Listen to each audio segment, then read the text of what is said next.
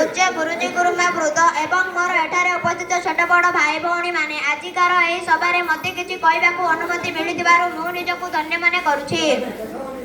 भारत एक समाजवादी स्वाधीन तथा एक धर्मनिरपेक्ष राष्ट्र अटे। आम देश भारत स्वाधीन पछरे अनेक संग्राम विद्रोहर कहानी सुनार अक्षर इतिहास लेखा जाइछि।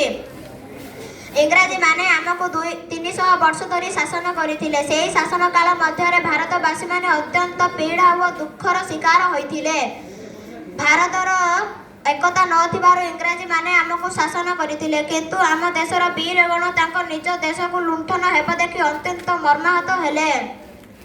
1757 मसीह होइथिला आम देशर प्रथम संग्राम, जहाँकि हेउछि सिपाही विद्रोह नाम परिचित। सेही संग्राम पर देशर जनता मध्य निज देश को किपरि विदेशी कबल छड़े आने विद्रोहर जन्मी जोड़ा। क्रमे क्रमे आम देशर अनेक नेतागण यथा महात्मा गांधी, सुभाष चंद्र बोस, जवाहरलाल नेहरू, सरदार वल्लभ भाई पटेल एवं भगत सिंह आदि आम देश को स्वाधीन करने प्राणप्राणी दे संग्राम कले। लोकमानक एकता और अहिंसा नीतिर फल आम देश भारत 1947 मसीहा अगस्ट 15 तारिख में स्वाधीन है। किंतु दुखर विषय है कि 1946 मसीहार विभाजन जुक्ति फल अखंड भारत विभागीकरण हो गला। आउ भारत केबे भी अखंड भारत हो रहिला नाही। एबे भी सही संग्राम मुहूर्त को मन पकाइले आखिरे 2 टपाए लुह झरी पड़े।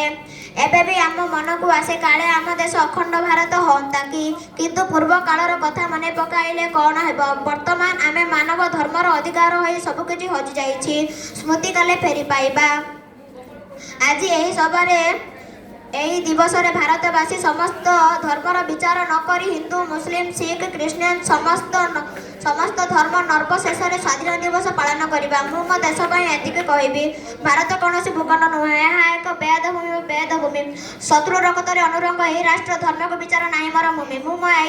मु भारतर संतान। मु मोर कर्तव्य रखी तोर टेक रखी। मु मोर प्राण को बलिदान दे तोर सेवा करी। जय हिंद। एति